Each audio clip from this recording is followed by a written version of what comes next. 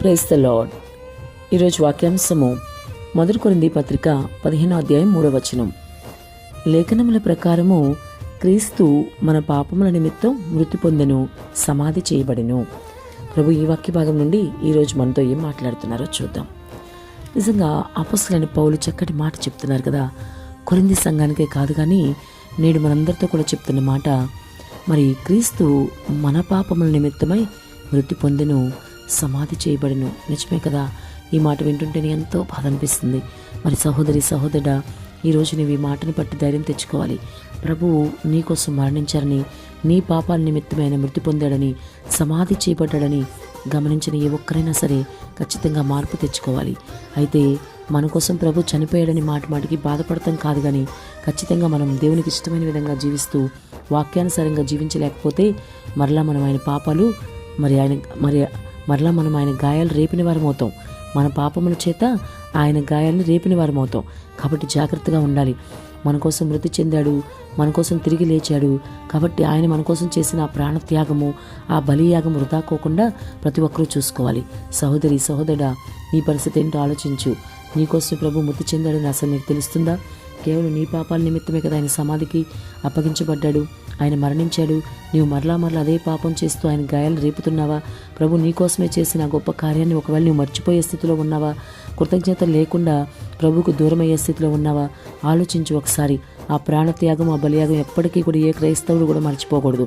చిన్న చిన్న విషయాలకి దేవునికి దూరం అయిపోతూ అనేకులు ఆయన చేసిన త్యాగాన్ని చాలా సులువుగా మర్చిపోతూ ఉన్నారు. అలా ఎప్పటికీ కూడా జరగడానికి వీల్లేదు.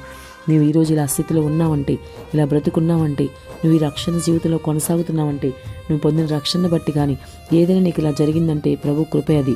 ఆయన నీ కోసం చేసిన ప్రాణ త్యాగమే. ఆ 2000 సంవత్సరాల క్రితం ఆయన ఆ విధంగా చనిపోబట్టి, ఆ సమాధి చేయబట్టి, ఆ గాయపరచబట్టి, మరి ఆ విధంగా నలక్కొట్టబడి విలక్కొట్టబడి అవన్నీ చేయబట్టే నువ్వు ఈరోజు ఈ విధంగా సజీవుల లెక్కలో ఉన్నావు. మరి రక్షణ పొందుకోగలిగావు, గొప్ప రక్షణని. ఆ రక్షణలో కొనసాగుతూ ఉన్నావు. అదంతా కేవలం దేవుని కృపే. ఆయన నీ కోసం చేసిన ప్రాణత్యాగమే దీనంతటికీ కారణం. ఇప్పటికైనా గమనించు, దేవుడికి ఇష్టంగా జీవించు. మరి నీకోసం అంత ప్రాణత్యాగం చేస్తే అది వృధా కాకుండా నువ్వు ఖచ్చితంగా ఆయన గాయాల్ని రేపే వ్యక్తిగా ఎప్పటికీ కూడా ఉండకూడదు. ప్రభు కరుణ, ప్రభు కృప, ప్రభు కనికరం, ప్రభు ప్రేమ, మరి ఆయన దయ, ఇవన్నీ నీకోసం ఆయన చూపిస్తున్నాడు. కానీ నీవైతే ఏం చేస్తున్నావు? మరలా విడిచిపెట్టిన పాపం జోలికి వెళ్తూ కుక్క తన వాంతికి తిరిగినట్టుగా తిరుగుతున్నావు. ఆలోచించి ఒకసారి. నీ ఆత్మీయ స్థితి ఏంటో నీకే అర్థమవుతుంది. కాబట్టి ఇప్పుడే నీవు మరి ఏదైతే దేవునికి ఇష్టం లేని కార్యాలు ఇంకా నీలో జరుగుతున్నాయో అవన్నీ కూడా విడిచిపెట్టి మరలా క్రీస్తు మార్గంలోకి రా. అపవాది ఎప్పుడు కూడా నిన్ను పొంచి ఉంటాడు, నిన్ను క్రీస్తు నుంచి పక్కదారి పట్టించాలని, సులువుగా చిక్కులు పెట్టే పాపంలో పడివేయాలని. కానీ నువ్వెంత మాత్రం పడ్డానికి వీలేదు.